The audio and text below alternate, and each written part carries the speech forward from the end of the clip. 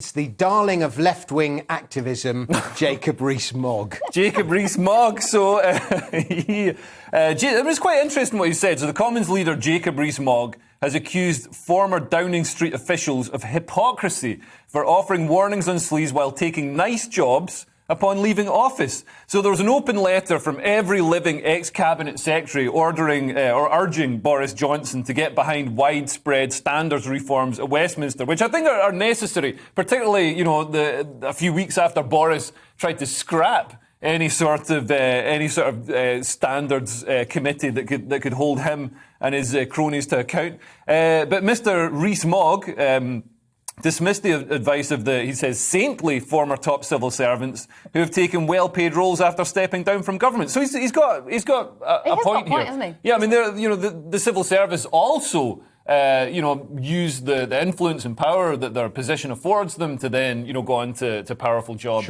in industry. Also, they're all lords now. Yeah. It's like 5 ex-cabinet secretaries: Lord O'Donnell, Lord Butler, Lord Wilson, Lord Turnbull, and Lord Sedwell. And you're like, doesn't that mean you're now in the House of Lords? So it's You're not exactly walking out of there and getting a job as a care worker or driving vans for Sainsbury's, are you? I mean, I wouldn't either, but I mean... So what do we do to stop this revolving door between bank, regulator, large corporation I think we need to pay politicians more. I mean, in Singapore, they pay them, I think it's $1 million a year, equivalent salary, and it means that they don't need to go and take other jobs. Because we want the best. Everybody says... you read The Guardian, they say, politicians are paid way too much. But the salary, like 87 grand a year for an MP. There's some MPs, though, you look at them and you go, being an MP is literally the only job in the world where you could earn 80 grand. There is no absolutely. other job where you can earn 80 then you get other ones like Sajid Javid, who took a 98% pay cut. So, I mean, if you want the best and the brightest, if you don't want them to go into law or finance or Premiership footballing,